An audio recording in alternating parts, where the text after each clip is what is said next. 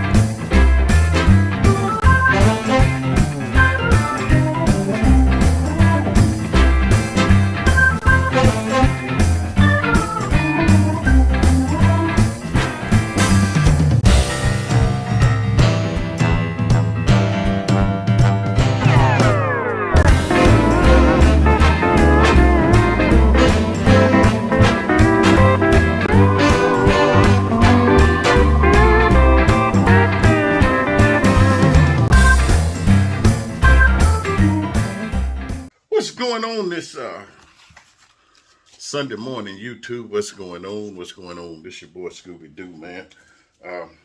Boy. So much that I want to talk to you all today about, man. I want to try. This gonna probably take me a couple of days to get it all out. But first off, let me go on record saying that yesterday the video I uploaded has nothing to do with no company, JB Hunt, nothing like that.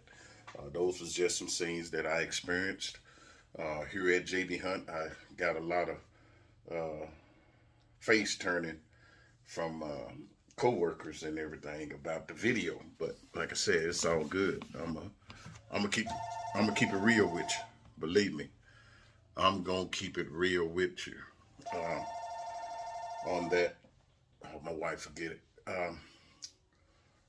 JB Hunt is a great company. It's a mega company. It's a mega company, Fortune 500 company, big time company. So you don't expect things like that from a mega carrier like that, man. The things that they're doing, you don't expect for them not to be able to communicate better than what they're communicating. But that's just a few little things. I ain't trying to deteriorate anybody from coming to work at JB Hunt. If that's what you want to do, you do. As for me, I'm just content. I'm content until, like I said, you hang in there until you find something better or until something better come along, and everything. But like I said, I'm gonna talk more on that topic, but I want to talk more on the topic on the phone call that I got from a couple of guys.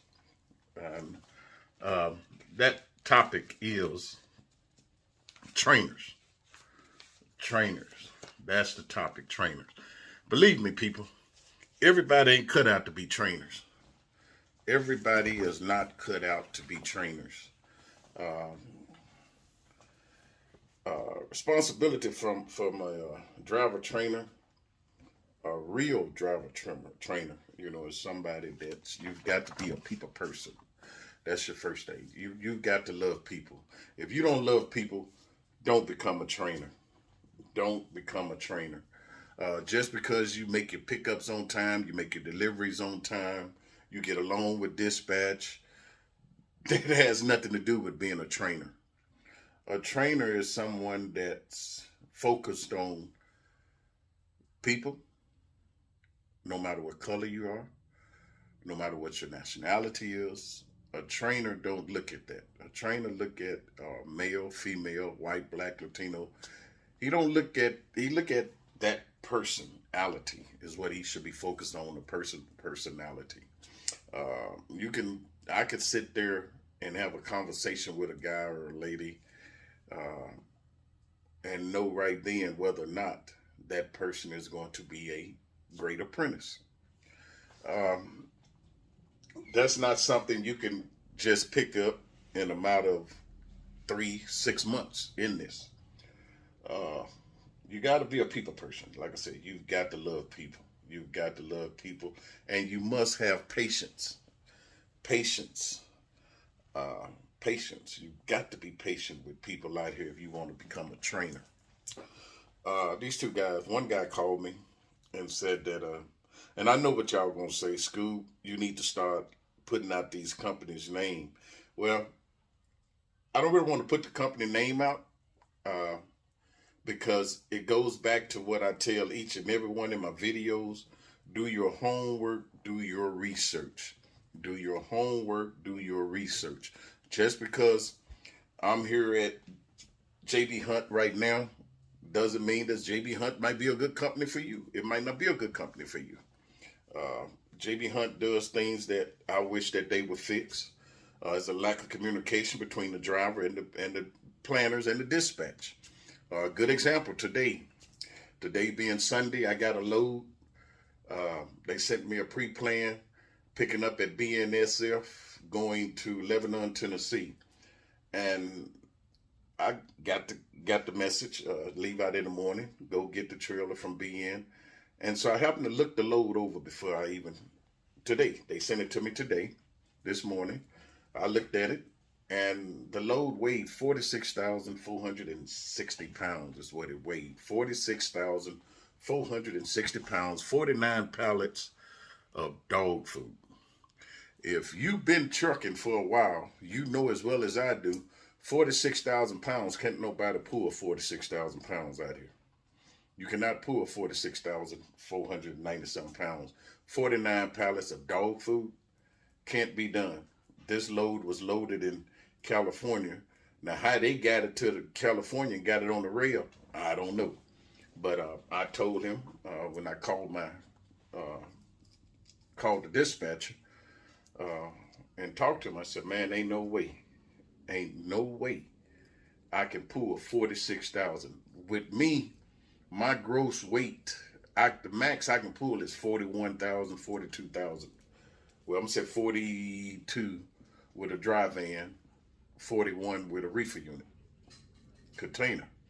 Now, how they managed to send me something that's saying 46,000 pounds, I don't know. But I told him, I said, well, tell you what I'm gonna do. Ain't no way I can pull 46,000 pounds. You know that, man. Come on, y'all. Y'all ain't born yesterday. So I told him what I'd do is I'd take it to the scale it. So now this is time consuming now. This is time consuming. That trailer should have never went to the rail without having what? A scale ticket on it. They tell us at JB Hunt that you must scale every load over 35,000 pounds before getting to the rail. And it has to be scaled at the 40-foot mark. Now that's what they tell us. We're responsible for that. So how is it that the guys out west go load a load, bring it back to the rail, drop it on the yard? It gets over here. Now it's 46,000 pounds. Even the bills, 46,000 pounds. I think the load was like 42 and some change, and then they added in the pallet weights and stuff like that, and they came to a gross. The gross weight was 46,450, 46,490, somewhere along there. So, and like I told them, and this is what you all have to do to my new drivers that's coming into this. You have to, what I need you to do, if you're coming into the trucking industry, first off, get whatever you're pulling, whether it's a dry van, refrigerated, tanker, flatbed, it doesn't matter. If it's empty, fill up your tanks, get all your stuff in the truck. Once you put everything in the truck, go to a cat scale. Once you fill it, make sure your truck is full of fuel, your DEF is full of fuel, you got all your little accessories in the truck. Go to a CAT scale and get a CAT scale empty weight. Every time. I don't care what you pull, who you pull for. If you got a scale on your yard, get an empty trailer. If you ain't doing that, get an empty trailer, run across that scale, write your steers, write your drives, write your trailer down, add it up, get your gross weight. Make sure you are full of fuel when you do this. That way, you have an idea, and keep that CAT scale ticket with you, because most companies won't even talk to you if you don't have a CAT scale. They want a CAT scale ticket. Why? Because CAT scale is the best it is. They stand up for you in court. If you get a ticket saying you're overweight and you scaled it at a CAT scale, hey, CAT scale will bag you 100%. So you get an empty weight. Now you know what your truck, trailer, and you in that truck and trailer and all your belongings know what it weighs. You take that weight, you subtract it from 80,000 pounds. Now, 80,000. Some states out here would let you go 80,500. Why would they let you go 80,500? Is because of the simple fact you got an APU on your truck. They will allow for that extra 500 pounds over gross, but it must be over on the drives and the steers. It can't be over on the trailer. The trailer has to stay at 34,000 pounds, but it can be over on your drives and your steers. Some steers, you can go up to 13,000 pounds on your steers, but it's supposed to be 12. So you can put up to 13,000 on your steers. Now, some people might say, why would you want to put 13,000 pounds on your steers? And they blow out on you. I don't do it, but, you know, if I'm 12.2, 12.3, I'm good. I don't worry about it. But that's what they say. You can go up to 13,000 on your steers. It is a company that goes a little bit more than 13,000, but I wouldn't push that, especially during the spring, the summer, and the fall. I wouldn't push that at all. Now, during the winter, different story. I wouldn't mind in the winter because that gives you more control in the winter. But your weights on your tractor and trailer, this right here, your steer, that's 12,000, that's 34, and that's 34 back here on the back. 34, 34, 12, that's steers, 12. So now listen, this is considered your trailer axles, drive axles, steers. So if they said, what is your weight on your drives? They're talking about this weight right here. These are your drives. This is what your unit is powered by right here. These here are your drives. These here are your trailer axles. Trailer, drive, steers. And always remember, 12,000, 34, 34, combined, all three combined, 80,000 pounds. Now, that 500 is right in here. APU. If you have an APU, that 500 can only be between these two. Right in here. This has to remain 34,000 at all times. It can be under 34, but it can't go over 34,000. Okay, remember that. Once again, 34, 34, 12. All right, but like I say, other than that, I told him that, back to JB, I told him that I would go get the trailer scale. And if it's overweight, I will refuse to pull that trailer. And it's your responsibility. You can refuse to pull anything that's over gross. If it's over gross, refuse it. If it's over axles, and you can't get the weight off, you need to notify them. Put that ball in their corner and let them be the take control of that. So if you get stopped at the scale, that ticket is on them. Okay. Now, overweight tickets are written up in the company's name, but the catch to it is in your name too. Companies, if you get overweight ticket, a lot of companies will not pay that overweight ticket. They expect for you to pay it. Now, and some of them will pay it, but they'll kick it back to you out of your settlement. Now, most companies, you get overweight ticket, they might not pay it. If they don't pay it, then it comes to you. Your license is going to be suspended. I had that to happen to me with KLLM. And that happened with me at the scale. Y'all remember the video back when I got shut down at the scale? Yes, that happened to me. I had to get on the phone with KLLM and tell them, hey, are y'all going to pay this ticket or what? You know, what's going on? They paid it. They paid it because I did notify them that load needed to go then, but that was a long story. But they did pay it right then, and they waited till, what, 2 days before court, 3 days before court, going time to go to court on it. And I didn't think that was fair, but hey, what's done is done. They paid it. But back to that. But like I said, after that, I told them, hey, I'm going to go to the scale in the morning. I'm going to scale it. If I can't scale it, I will be calling them in the morning. Do not pull a load. That has happened to me several times over here, that I have picked up a load from the rail, went to the scale, and scaled it on the CAT scale, and it was overweight. And the first 2 times, one time, I was able to get it right. I was a little bit over on my drives, but I had that. They allowed you that 500. So when I thought about it, okay, 550, I can go with 500, 550, cool. Got to the Brownsville scale, and surely enough, gave me the bypass. That was a blessing. Is that going to happen to you every time? No. Remember one thing, being overweight just starts a inspection process. It would start an inspection process when you hit that scale. So please, scale your load. What I normally do is during the winter, I try to keep most of my weight on my drives. During the spring, the summer, and the fall, I try to balance out this weight. Get it as close as possible, 33, 33, or 32, 33. I try to balance it out between here. Remember, if you want to get the weight off your trailer tires, you got to move your axles back, which stores weight on your drives. If you want to get the weight off your drive, you got to move the trailer axles forward, which stores weight from your drives to your trailer, okay? And it's same vice versa for the steers and the drive.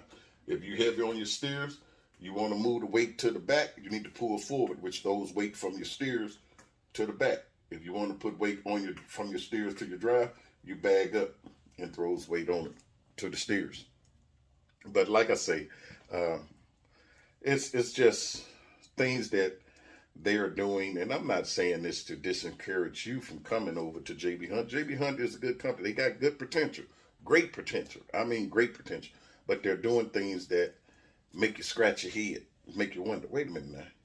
You're a Fortune 500 company, man. I know good and well you don't expect for a driver to leave here with a trailer weighing 46,000 pounds. Come on now. But like I say, just pay attention to your loads and your weights, okay, and everything. But like I said, they came back in. Now, my biggest problem with them out of all this that I've talked about is a lack of communication. Now, they'll send these messages out, long group messages, 4-5 lines, but they will not send a message saying, hey, load change, load cancel, stand by for pre-plan, or load change, stand by for pre-plan, a new pre-plan. They will not do that. I don't know why they won't do it. I've been here, believe it or not, y'all, Scooby-Doo. This is this is December calendar. But let's see. Let's go back. There we go. May. Let's go back to here. Okay. To the ones that said school wasn't going to stay. May the 2nd. Started with JB. May. June. July,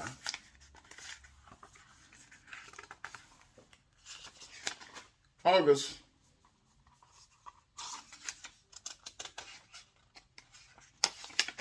September, October, November, December, January. So I've been here a while. I've been here a while. Had it been good? It's been okay. It's been okay. I thank God for it. It's been okay. We've bumped heads several times on certain things. My biggest thing that I pray every day that they change at JB Hunt, and that is communication. Their communication is poor communication with JB Hunt. Poor communication. It's so easy, like I say, to just pick up the phone or send a message across the computer saying, hey, load cancel, stand by for pre-plan, pre-plan cancel, will update on new pre-plan. That's easy, but they'll send you these long messages, oh, driver of the week, or driver for the month, blah, blah, blah, blah, blah, or driver this, or this, or this. I mean, it's a long paragraph that they send, but they can't send a little 2 lines saying pre-planned cancel, stand by for update, load cancel, stand by for next load. Simple as that. Simple as that. That's all. That's my biggest thing that I hope that they will fix as far as communication on that note. So with that being done, let's get back to this topic on that. And reason for me saying this, making this video, is to tell you to always check your load, scale your load, know what you can haul and what you can't haul before you even get to the shipper. To my new drivers, with that empty weight, you know then, okay, I'm going to the shipper. Oh man, excuse me, how much the load? How much weight we got? Oh, you got 45. I can't pull 45,000 pounds, sir. Well, that's what we load on all y'all trailers. Well, sir, I don't know about their trailer, but I can't pull it. Can you? How you know? Go get your CAT scale ticket. There you go, right there, sir. Ooh, oh man. Well, we've been loading this, and I had them even tell me that over here. Picked up a company out of Alabama. They told me that, oh, we load y'all trailers like this all the time. We load y'all trailers like this. I said, sir, are you sure? Because you bringing that stuff to the back of the door. This is going to California. You have to load over 44,000 pounds forward of the California mark. Oh, man, we've been loading y'all trailers like this all the time. I said, okay. Load it. Load it, sir. Because if it's overweight, I'm going to have to bring it back to you. Left there, went 30 miles. Surely enough, 36, 30, 35 back here. 35,000 back here. 30, what was it? 31 up here. I was 35 back here. 31 up here. Had to go 30 miles back to them.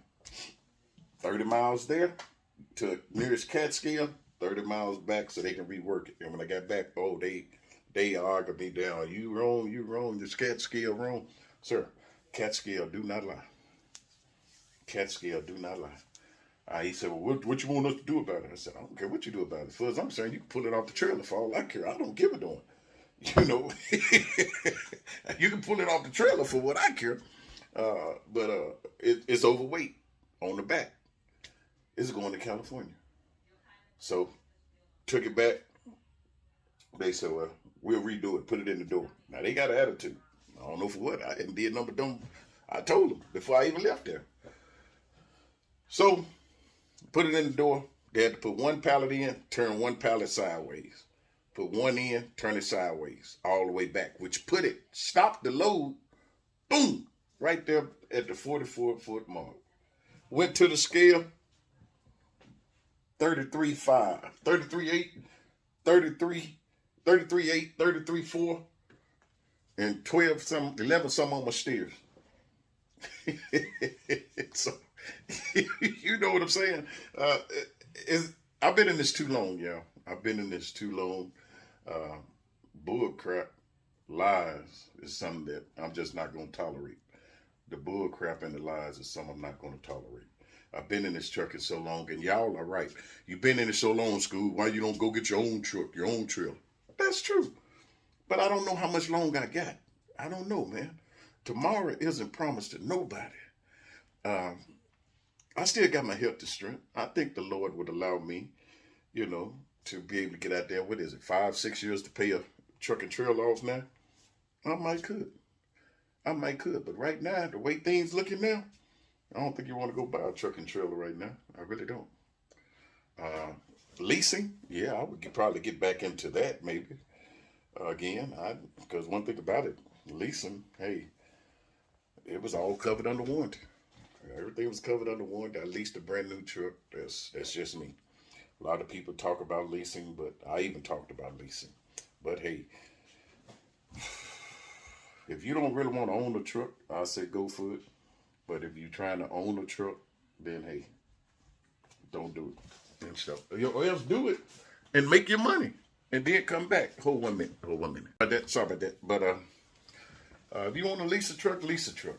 But if you use a lease is only for building up your money.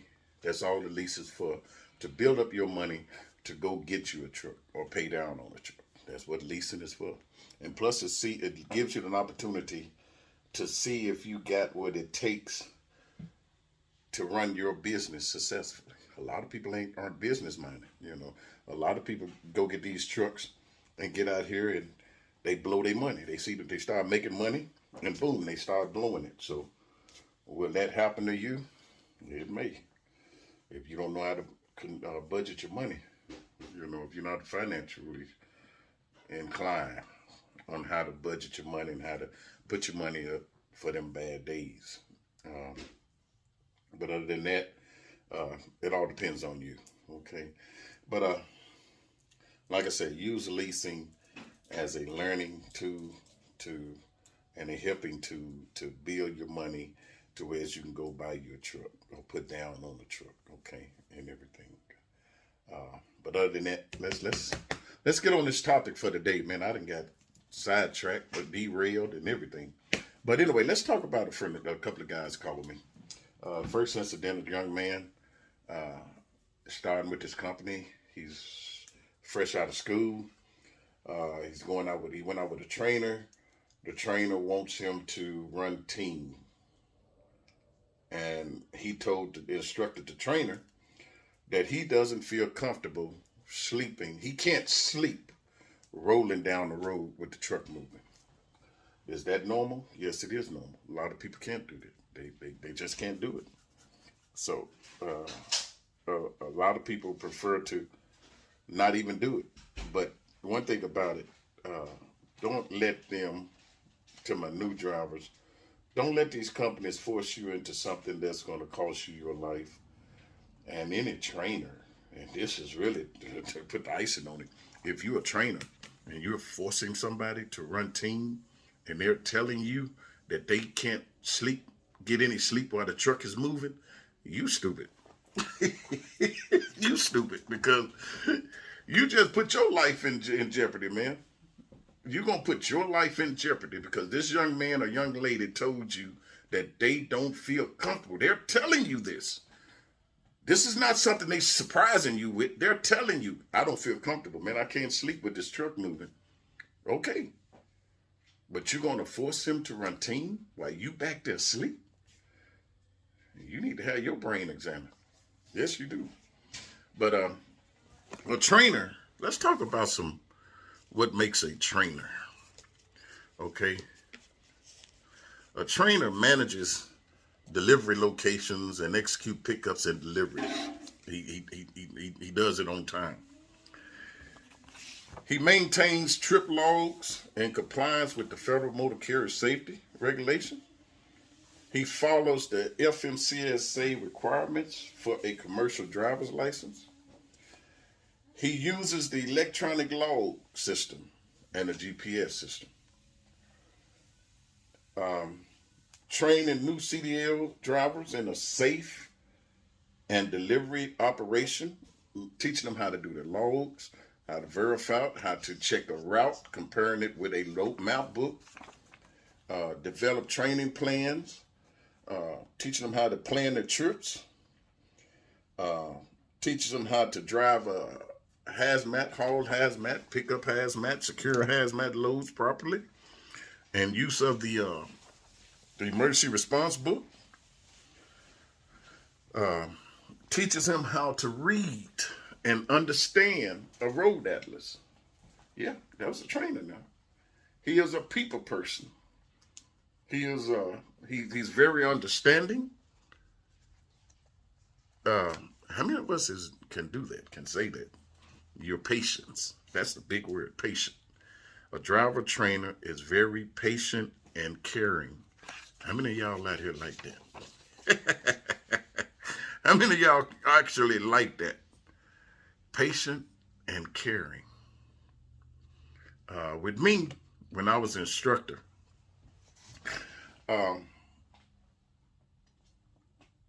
the company that I was training with, several companies I trained with, didn't like the way I do my training. When I trained, I never took an apprentice out on the road the first day. The first day with my apprentice, y'all gonna excuse me, my sinus is killing, man. My wife gave me some food, but man, it's killing me. My first day with my apprentice is sitting down, eating dinner, eating lunch, just sitting down talking,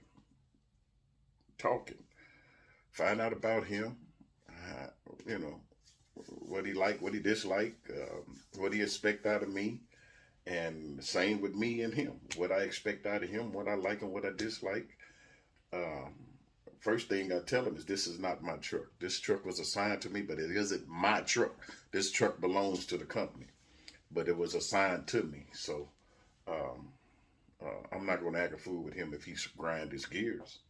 I'm not going to act a fool with him if he done something that would annoy you, the truck cut off. I'm not going to do all that. Which you don't have to worry about that now because everything is mostly automatics. But when we was driving standards, you had to worry about the truck jerking, cutting off from a stop and stuff like that, coming off the clutch too fast. But I was spending the first day at the terminal, at the yard, learning about him learning about me, asking me questions. And then the next thing we do is we sit there and we look at map books, how to route this trip. I said, okay, here's the trip they sending us. We're going to pick up tomorrow. My loads are always picked up the next day. So we get up that morning, we go to bed. He get in the bunk, I get in the bunk, we get up, and boom, we go in there, freshened up. I ask him, are you ready? Yeah. All right, let's do your pre-trip. After he does his pre-trip, boom, we head to the ship. That was me. The first day was just sitting around talking and eating dinner, eating lunch, and just learning about each other. That's it. To see if I can get in his head to see where he's at. One question that I asked, a lot of my apprentices always ask me, why you ask that question, Mr. Jeff? And I said, it's not to be personal, but I always ask them, are you and your girlfriend, are you and your wife, are you and your significant other? Are you upset? Have y'all been arguing? Are you upset at each other? Or are you mad at each other?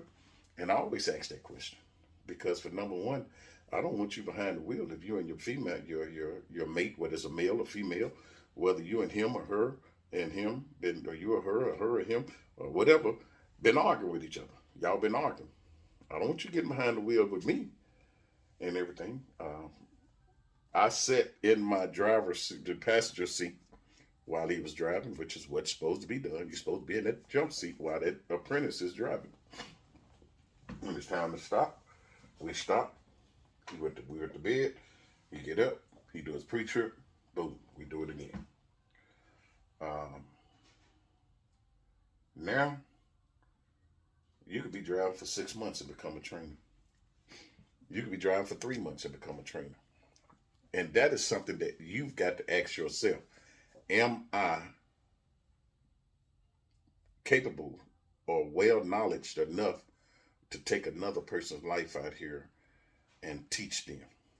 Okay, if you ain't been out west in the wintertime, and you ain't been on the East Coast in the wintertime, You don't want to be training nobody until you have had 48, well, it ain't 48.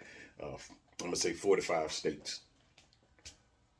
Okay, so, and you done went from the East Coast to the West Coast, across the Rockies, Donna, Cabbage, Grapevine, the Three Sisters, then, okay, uh, if you feel comfortable doing it in the wintertime, now you might be ready to train somebody. But if you ain't never done it, don't take somebody else's life in your hand and they shoot you out that way with an apprentice in the truck and you ain't never been that way. Okay, so please, please don't do that. Don't do that. Then the next thing is how you talk to people. Uh, this apprentice, man, they wanted him to run team. The trainer wanted him to run team, and he ain't been on the truck but a month, a couple of weeks, and they want him to run team. Because why? The trainer wants to make extra money. No, no. You cannot force this apprentice to run team, and he's telling you that he don't feel comfortable running while the truck is moving. He can't sleep while the truck is moving. That means you need to continue to run this truck as a solo driver and put it to bed, because that's what he's used to.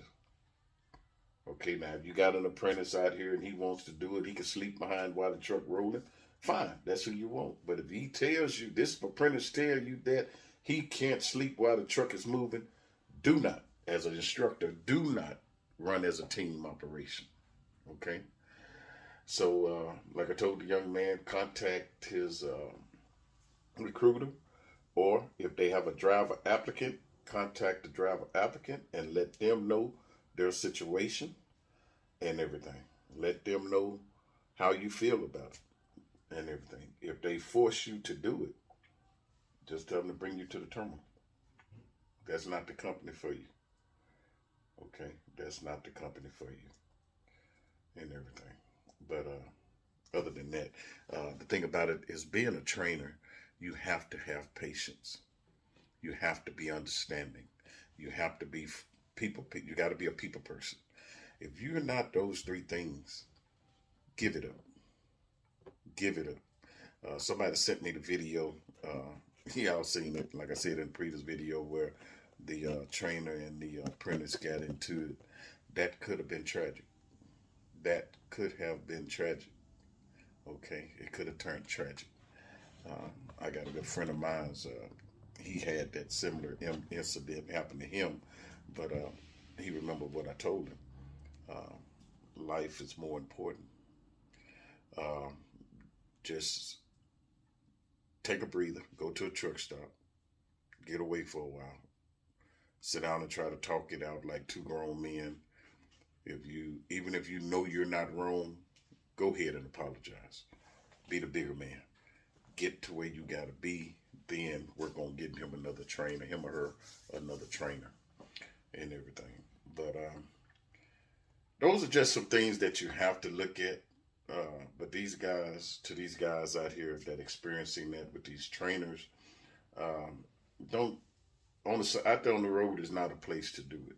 That's not a place to argue. Contact the company. Say, look, it's to the point. It's a boiling point. I can't take it anymore. I need you to route me to the nearest terminal.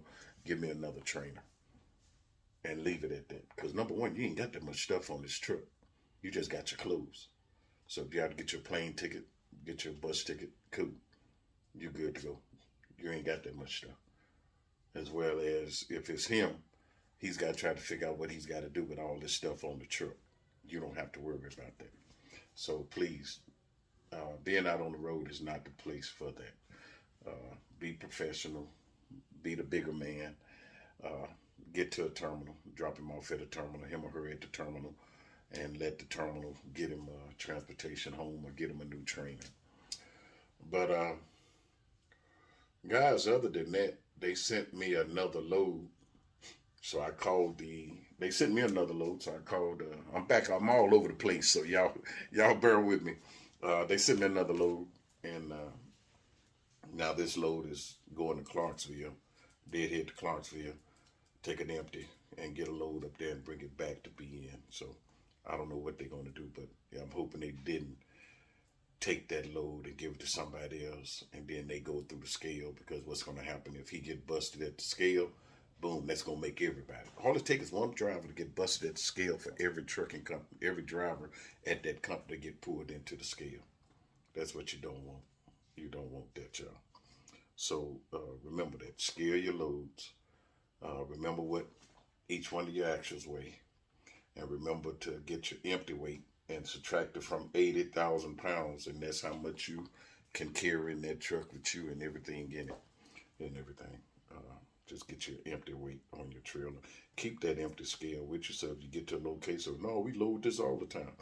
You take it in there and show them what your truck and trailer weigh. See? And everything. And if they still decide to overload you, that's where you go back and have the company pay you for that. Pay you for going back. You see, now JB do pay for, if you go to the scale, they paid you from the time you got to the scale and you scaled it. And once you scale it, you see you're overweight, they put you get paid from the go from that scale back to the shipper. If the shipper is closed, you get paid until they rework that load, get it reloaded, go back to the scale and get you. And once you scale out and it's perfect, that's when your clock stops. Now, that's the good thing about over here. You do get paid for that and stuff. If you had 5 or 6 hours left when you got back to the customer and they refused, said, hey, we can't get you today, you get paid that 6 hours, plus you're getting paid by the hour to go back to the shipper and back to the place where you scaled it. Once you get to that place, boom, you're good. That's when you scale it, you find out you're good on your weight, boom, that's when your time stops. That is a good thing about over here. They do. I do like that. Like I said, they got some good potentials, good points, but it's just that little thing. Communication. They won't communicate. They need to do better on communication and everything. But other than that, y'all, just wanted to make the video today to explain the yesterday video and bring it in today video and everything. But one thing for sure, if you don't have the patience, you're not a people person, you're not an understanding person, communication skills, get out of training. Get out of training. Because remember one thing, you learned somewhere. Even if you learned on your daddy's tractor at home or his farm equipment, you learned on it. You learned somewhere. You had to be taught how to handle equipment too. So they had patience with you. You need to have patience with them. And if you know you don't have that patience, don't be a trainer. Please don't. Please, we have lost too many good trainers out here from simple disagreement that turned tragic.